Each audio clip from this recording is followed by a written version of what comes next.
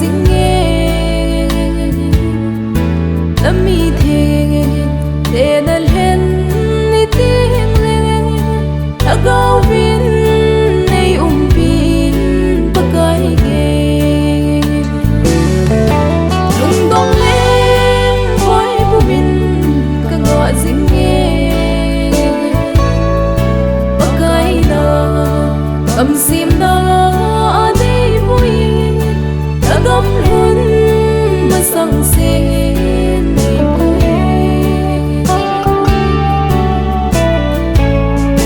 đi thiêng tiếng cái bao la asa thế cái bao giống gió xuân cả bóng đã đêm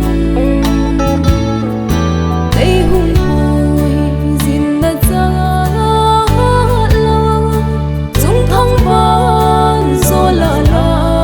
sẽ không đình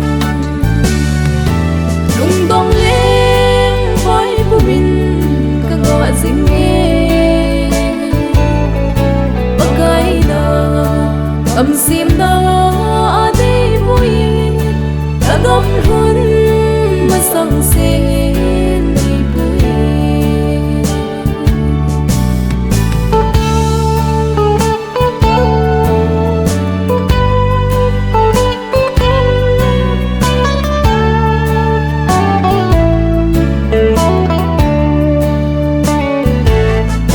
Vì mà sao với thiên tế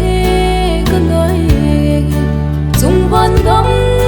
đô bài kỳ mù đi rất tiếng lên